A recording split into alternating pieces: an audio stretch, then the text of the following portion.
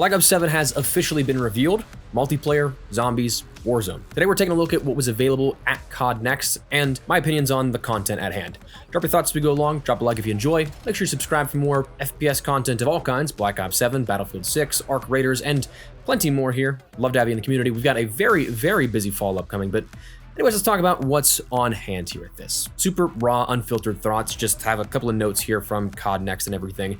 And I'm likely going to forget a lot of things, but first and foremost, well, the core experience itself feels like it's a polished and refined Black Ops 6. Mentally, I'm considering this a Black Ops 6 2.0, for better or for worse. I don't think that there's any really other way to describe it. Like, once you play the game and feel it, it is directly akin to that gameplay feel. Again, a bit more polished in some areas.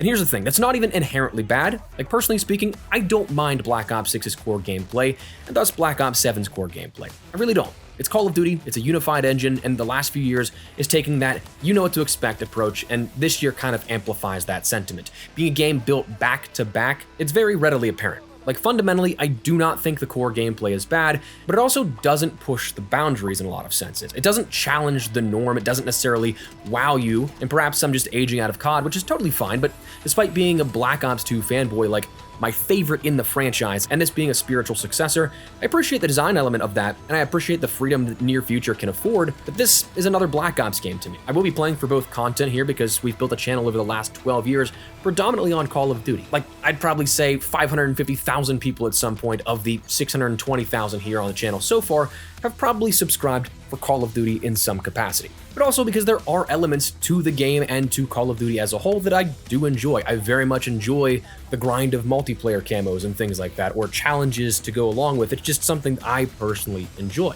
If you don't, that's totally fine, and there's nothing wrong with that whatsoever. I think that there are very validly things to be excited for if you're a core Call of Duty fan. Like, if you love Call of Duty, you know you're going to play it. There are a lot of cool things that will be coming both at launch and post-launch along the way.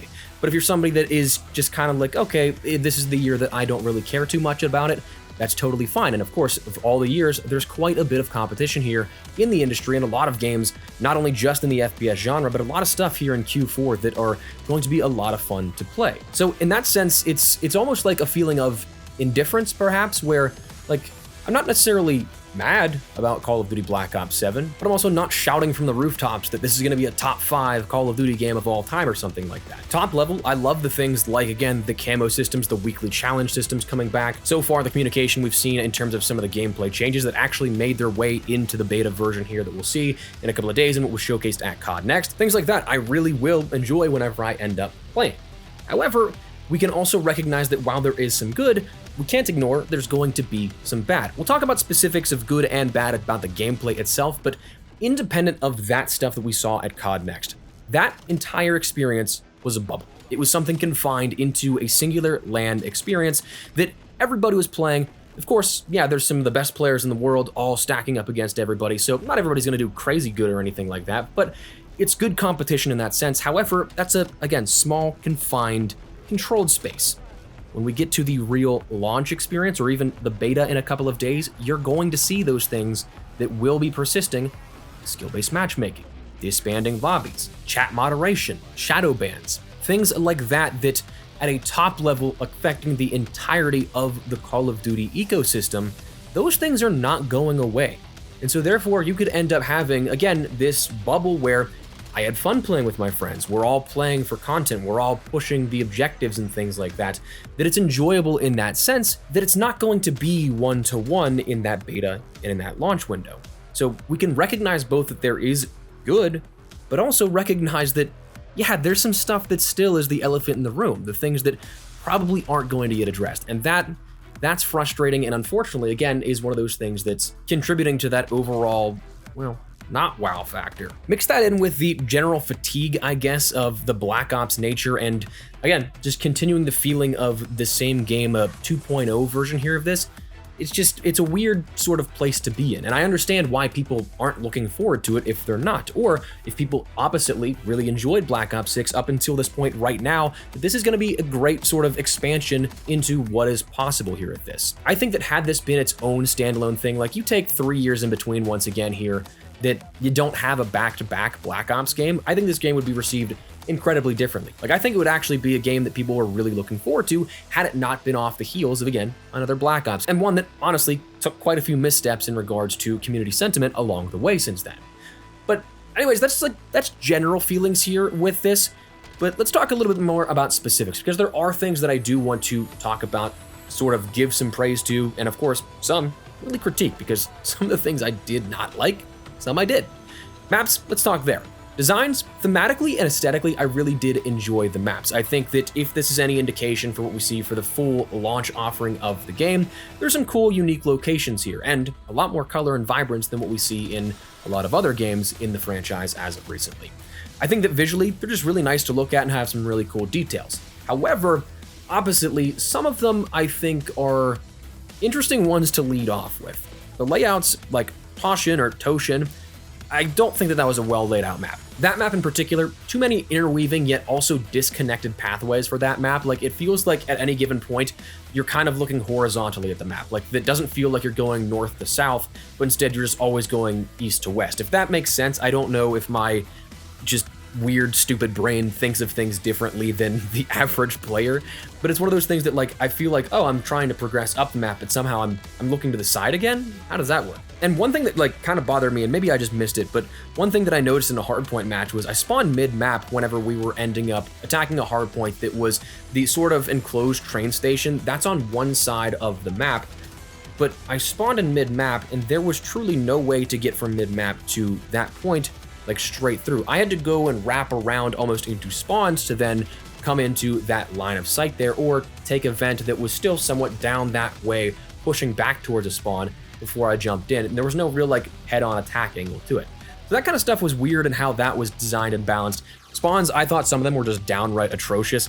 Will likely be fixed in time. Like, that stuff usually is something that with the proper testing, with the proper player counts, actually finding that data and giving those heat maps to the developers, those things are changed in time, but initially speaking, spawns were really bad. Like, Blackheart is a very small map, but for some reason in Team Deathmatch, the mode in which spawns are historically the least sticky in relation to how you'd spawn with other players in your vicinity, they were, for whatever reason, really sticky. Like, the two sort of main spawn points in each spawn would just end up being static there. Somebody could be in that exact spawn location opposite of you, and while there is the sort of dividing wall of small buildings on either side of those spawn points, you could still stand and basically watch where they'd spawn, but just have that wall in front of them, if that makes sense. Like, they will be able to look right into that doorway, and you're just outside of the doorway, so you're not in their viewpoint, but you can still spawn there. Toshin, again, was another one that had some really poor spawns. It just seemed like they were kind of all over the place in the hardpoint that we saw, which hardpoint has a bit more,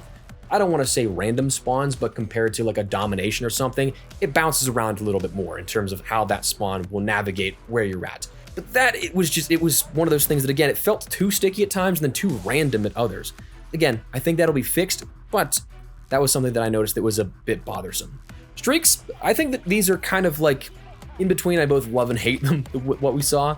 Like the VTOL, I ended up getting a couple of those in our capture session yesterday before the event, in which the VTOL felt very good. I finally died to it actually in the next stream today, where I got a little bit of a taste of my own medicine, because that thing, even with spawn protection, can take you out in like 2-3 rockets, which it's a constant rate of fire, so like it's a really fast time to death there at this. But loved the VTOL, very powerful to go play with. However, if you're going up against things like the wall hack sniper, initial reaction, I don't know if I've hated a streak more. Like, you can shoot through multiple surfaces here with that, and it just railgun punches through everything, and there's no counter to it. Maybe cold-blooded, I didn't test that out, but like, there's just truly nowhere you can hide behind it if you don't have, again, if cold-blooded works. So that was frustrating.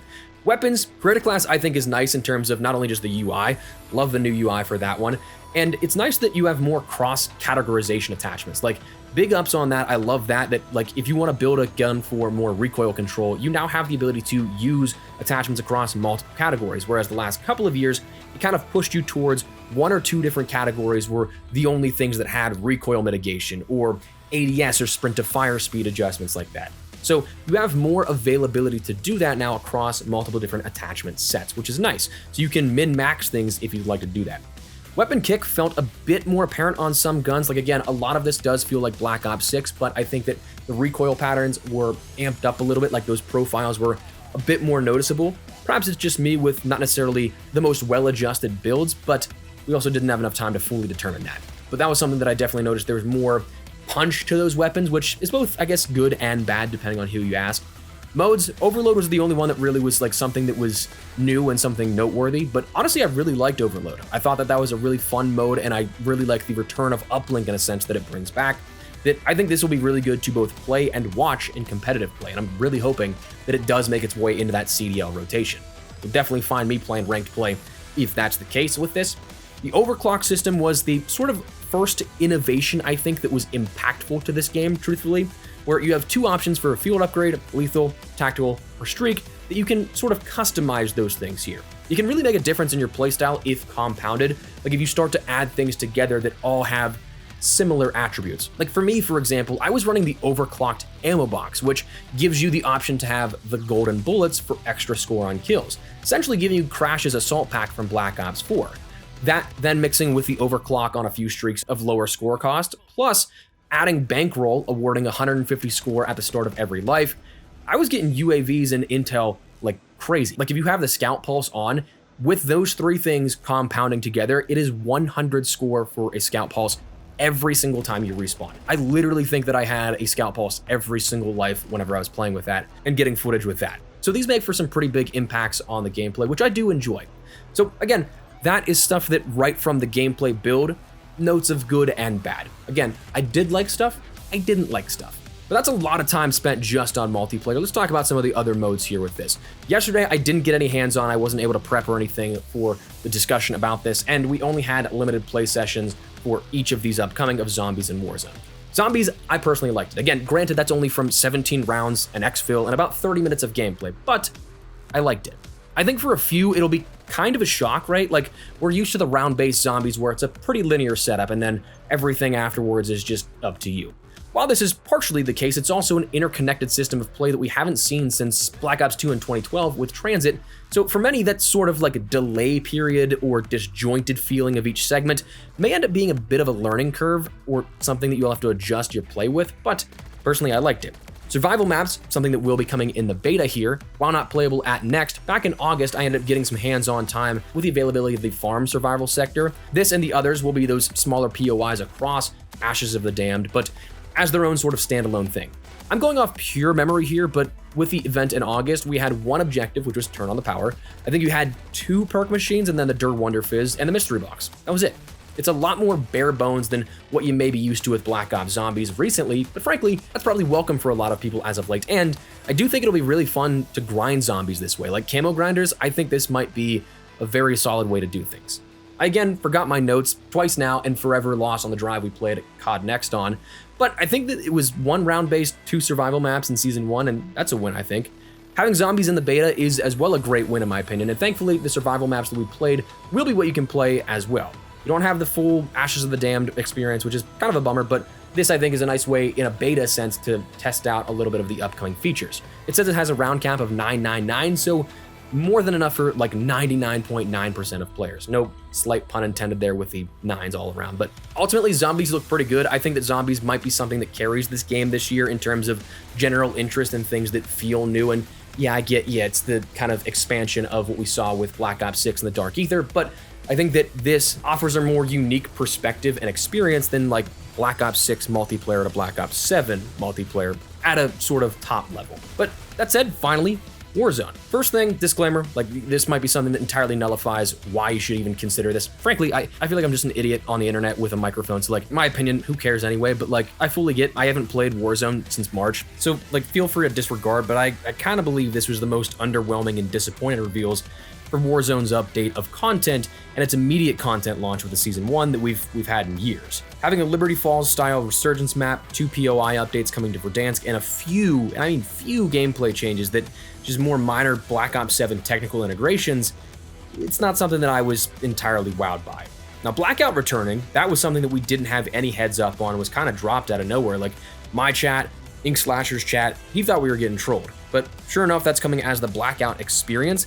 What that will actually entail, I have no idea. Like, is that going to be something that is just basically Warzone, but you can pick up attachments, everything like that? Because, like, fundamentally, you have an entirely different core experience of Blackout versus Warzone. So whether or not it's like a bare bones Warzone that's dubbed Blackout with actual looting and no loadouts, perks that you have to activate, like, there's not nearly any information on this that we can talk about that gives us any sort of indication.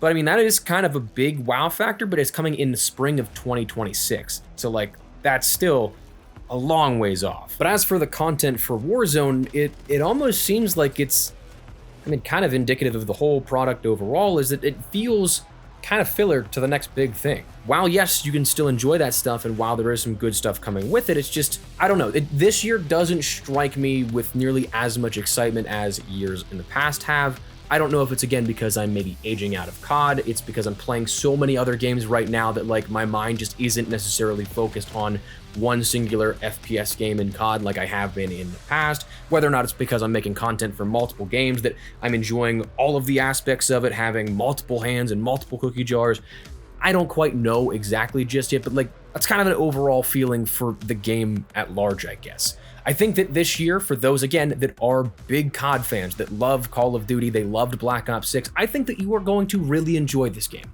I genuinely do, and I hope that people do enjoy this game, because there are points that, again, I do really enjoy. But again, we do know exactly what we're getting into. It's been the same thing compounding the last 5 years since Modern Warfare 2019 going into Black Ops Cold War. I mean, we've seen this story time and time again. We know what to expect. We know what is going to be coming. It's just a matter of, if you're optimistic and positive, there's stuff that you can pull from out of that. But also, if you're just tired and you're kind of looking forward to the rest of the gaming landscape this fall, I understand why this may not be appealing to you. I think that of all things, this is probably the harder of the two games, Modern Warfare 2 to Modern Warfare 3, Black Ops 6 to Black Ops 7. I think this is probably the harder sell. I think this is the harder justification of $70, if I'm being brutally honest, because while we do have, again, those cool things that are nice upgrades and things you can do, it is still, at its core, so similar in feeling that it feels much more like an expansion than Modern Warfare 3 did to Modern Warfare 2. Modern Warfare 3 at least had those core experiences changed out. Movement, gunplay, and pacing, create class systems, stuff like that that did change it and evolve it enough to the point where you're like, okay, this is a genuinely different game, whereas Black Ops 7 might be the harder sell on that. So, all in all, yes, I enjoyed elements of what we played. I think it's fair to be critical of other parts, but do with that information what you will. That's my impressions here on it. I hope that's logical enough. I don't intend to piss anybody off. I hope that's logical enough. I don't intend to piss anybody off, whether it be you, the viewer, anybody that works on the COD teams. I know so many of them. I have great admiration for the work that they have done in all facets of it. It's just, this year, I feel a little different, you know? But anyways, we got a very, very busy fall upcoming. Battlefield 6 immediately here in the future. The Season 1 that was just announced, actually, that we didn't quite get around to covering, obviously. A potential Battle Royale launch there, Arc Raiders, which my most anticipated game of the year, and then, of course, Call of Duty Black Ops 7 a little later on down the line. Then going into later into November, December, we have seasonal content alongside all of that as well. So we've got a very busy fall upcoming. Whether this is your cup of tea, Battlefield is, Arc Raiders is, something else, we got you covered, though. I'd love to have you in the community. Thanks so much for sticking around. This has been a long video. Truly appreciate it. Thank you guys so much for being here. Drop your thoughts, drop a like, make sure you subscribe, and I'll see you in the next one. Take care, and peace.